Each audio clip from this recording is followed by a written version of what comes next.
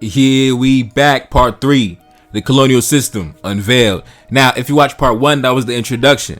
Part 2, we gave the origins of the slave trade. We even discussed some first-hand accounts of Europeans going into Africa and how well they were received and the different receptions they got. Some were received well, some were turned away. And towards the end of the last video, we were about to get into, the meat and potatoes of, what was really happening.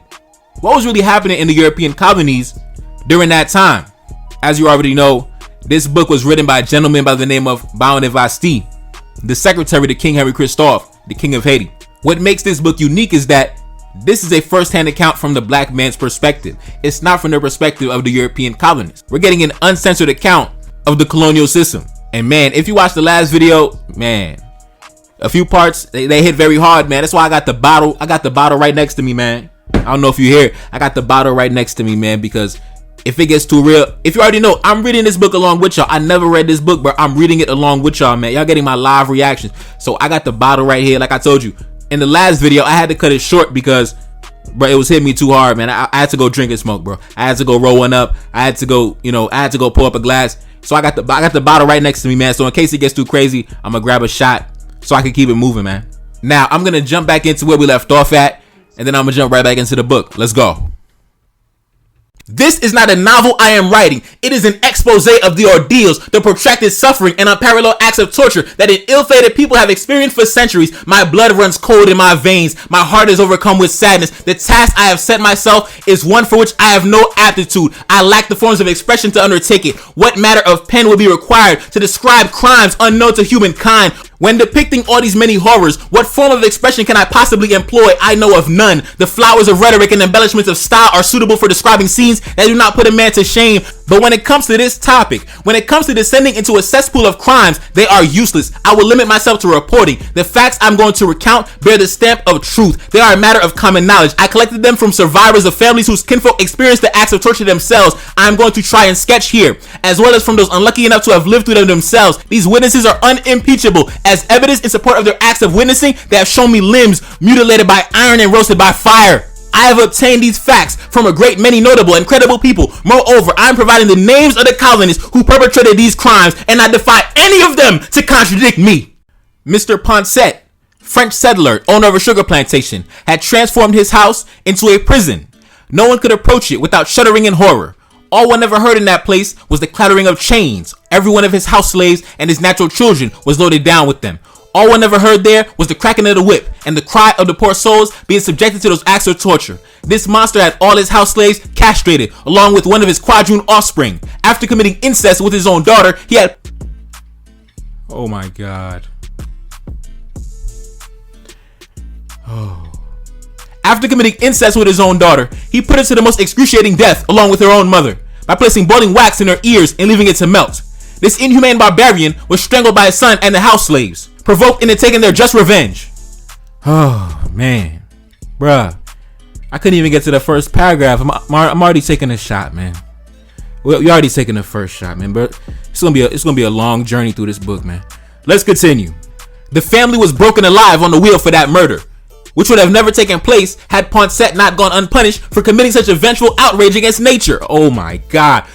Oh my God. So they killed the slave owner. So the slave owner, he got his daughter pregnant, and then he killed his daughter, and then he killed the daughter's mother, and then his other mixed kids decided to kill him because as revenge for their sister and their mother. And then they were brought to justice, and they were broken. Oh my God. They were broken alive on the wheel. They were executed in public. Oh my God. Let's continue. The repressive laws were not made for the colonists, and especially not for the big planters. Everything was permitted for them. Mr. Corbière, French settler and resident in the same exact parish, would have his blacks bled and use their blood to clarify the sugar. For a trivial offense, he would have them burned alive. Bruh, I'm about to be drunk. I'm about to be drunk by the end of the night, brothers. I'm about to be drunk. Nothing gives better proof of the savagery of this monster than the following incident. An ox of his died one day from a disease. Wishing to exact some revenge for this unavoidable loss of the unlucky person who was in charge of his animals, he had a large grave dug and buried both the ox and the cattle keeper inside. Mr. Vosange, French settler, resident of La Mine, went one better than Corbière. He had two of his luckless blacks chained together during their confinement. When one of them dies, the barbaric Vosange has a grave dug and in one stroke buries both victims inside. Mr. Direct had them burned alive on the slightest pretext. Mr. Deville had them beaten with rods. When it came to cruelty, Mr. Voyer did them one better, for he had their genitals beaten and then removed. Mr. Lombard, one of the magistrates for the Superior Council of the Cap, entertained himself by cutting off the ears of the unfortunate blacks. Having reduced them to this cruel state, he would then burst into a fit of unrestrained laughter. Mr. Cotin occupied his spare hours by having them flogged to death and hanged for recreation. Mr. Lavec, attorney for the Superior Council of the Cap, had bought a Martinican quadroon by the name of Sophie for the sum of 100 Portuguese gold coins from Mistress Larson, with the purpose of using Sophie as a wet nurse for his child. Having already nursed one of his children, she was nursing a second, when Madame Larvec became suspicious of the woman, jealously assuming that she was involved with her husband. As proof to the contrary, she insisted that Larvec take a pistol and shoot her. The obliging husband carried out the orders of his wife. The bullet hit Sophie in the hand as she was trying to ward off the shot, at which point Madame Larvec grabbed hold of the woman and shut her up in the closet, where she was clapped in irons, but only after the wife had cut off all her hair and both her ears with a pair of scissors. She threw the severed parts into a chamber pot. Then she had the branding irons brought to a red heat and insisted that Larvec brand the woman on each side of the buttocks and on the face, which he did without hesitating. The woman was allowed to languish in the state for a long period of time before her tormentors finally decided to set her off to be sold in Charleston by an individual named Polyny, a doctor at the Cap. It proved impossible to sell her there on account of the mutilation so disfigured her. This incident, a matter of common knowledge in the capital, is recorded on the report on the colonies. Bro, I'm about to get so high and so drunk tonight. Bro, shit like this be having me, like, if y'all could see my hands right now, bro, like, see my wrist, bro, I'm like shaking and shit, like, bruh, when you really love your people, bro, when you really love your ancestors, shit like this is really damaging to your mental health. It really is damaging to your mental health, to be honest with you. It's really not good. That's why I'm telling you, I'm self-medicating as I'm reading, and I'm gonna be self-medicating tonight. Yeah, it's Sunday night. We gonna kill this bottle tonight. You know, this little quarter bottle I got left. Let's continue. Mr. Poucres from Vertières, one of the magistrates for the Superior Council of the Cap, owned a small provision grounds at Eau du Cap. Every day they would send their blacks over to town to sell vegetables, and regardless of whether the goods were sold or not, they had to bring back the entire sum in hard cash for whatever vegetables they had been given to sell, or else the notorious punishment of the 4 posts awaited them. They were so cruel towards their slaves, they forbade them to wear any clothing, even if it was bought at their own expense. They forced those blacks to go out into the town naked, with nothing but a little rag on the waist. The blacks that belonged to Mr. Galifet and Mr. Montalabor met their death in the most appalling form of torture, under the whip, in dank and mired dungeons, where the victims perished because their bodies were continually submerged in water. Mr. Galifet was in the habit of having his slaves hamstrung.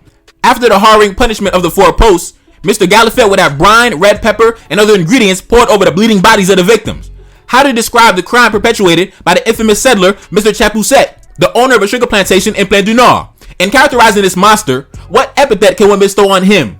This modern phalaris, lacking a brazen bull, had the belly of a mule slit open at the same time when disease was ravaging his plantation, and had the unfortunate person in charge of his animals sewn into it alive. The cries and struggles of that poor wretch as his suffocating body writhed about inside the belly of an animal delighted this monster, and when he was certain that the victim had breathed his last, he had them buried together, man and beast. Bro. Let's continue. Whenever a child died, Mr. Larac, French settler resident at Balimbe, would put the disconsolate mother in an iron collar until such time as she produced a new one. He had a black woman confined in an underground dungeon that was a foot deep inside water, despite the fact that he had fathered 3... Oh my God! Okay, let's continue. He had a black woman confined in an underground dungeon that was a foot deep inside water, despite the fact that he had fathered 3 children with the woman, whose only crime was to have offended him once. His children's entreaties, their tears, their prayers failed to move him. He showed no mercy and would not relent. The mother died of starvation and want. I obtained word. Oh my fucking God, bro! This video's not. I can't be here for long, man. Let's continue. I obtained word of this barbaric deed from a trustworthy source, Sire Vilton, who resided for a long time at Limbe on a plantation, where he had every opportunity to gauge the cruelty of the colonists firsthand. Mr. Junot, French settler resident at Gonvière, had one of his blacks nailed by the ears to a wall. When the suffering of the man thus tortured had been sufficiently prolonged, he took a razor and cut off the ears, shaving them close to the skull. After they had been roasted on his orders, he forced the poor wretch to eat his own ears. Mr. Cockburn, Knight of the Order of Saint Louis, French settler and resident at Marmelade, would bury men in a standing posture up to the neck, leaving nothing more than the head sticking out the hole. The head thus positioned, he would entertain himself by playing at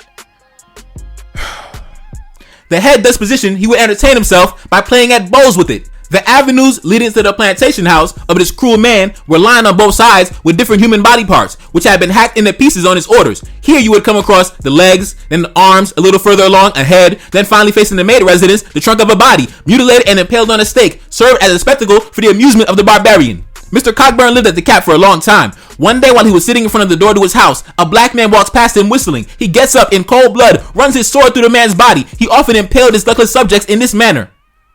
Mr. Latotu, the present Attorney General and a man of recognized integrity, has assured me that Cockburn was positively the most vicious and odious of all the whites he had ever known, along with Chevalier de Ricourt, who committed similar atrocities. Mr. Dubril, slave ship captain, resident at the Cap, was ruthless with one of his negresses. She would be carved up on his orders, and then, when she was covered in blood, he would have boiling oil poured over her wounds. His twin brother, a slave ship captain, had a negress who was his mistress flayed alive in a fit of jealousy. I can't do this shit, bro. I can't do this shit, man. It's your boy Never Card that's Salim back in the building, yes indeed. We'll come back on part 4, man. I'm gone. Peace. Reincarnated, I'm back in original fashion. I left on a horse and came back in that ass, and I left with abundance and came back to famine. We used to be pyramids, now we be rapping. Look how the mighty have fallen. Used to be running, now we be walking. When you be cooning, that's when they applauded. Selling your soul, your sons and your daughter. Gotta come up in this shit, they stuck in the mix. Really, my heart it be breaking. That's why I'm stacking that paper and handle my business. Pass it down in generation. Talking about money and power and building a nation. That's a deadly combination. Never be watching the TV, they pushing agendas, falsifying information. Know they got malice intentions. Step in the room and I'm feeling the tension. Enemy watching, he blocking my vision. Came for the check cause I need my redemption. Building my kingdom, I need it protected. Ready for war like a young Money Congo. Never decided the team is the motto. Up in the crib and I'm whipping up waffles. Up in the crib and I'm smoking gelato. I'm chilling, I'm taking my pain and make it ambition. I'm blessed by the gods, but I ain't religious. I came for the power, they came for the bitch. They making no hourly wage, I got business. This shit is an art and they could never be taught. Selling my soul, I can never be bought. Play with my money, I see you ain't caught. Run to the check and I do it for sport. Babylon falling, I go to the source. Packing my luggage and go overseas. Shorty be with me and she so elite. Shorty be chocolate, I'm calling her Hershey. Secret intelligence probably gon' murk me. Don't fuck with brands cause nigga I'm Haitian. Say the wrong shit and you're smacking their faces.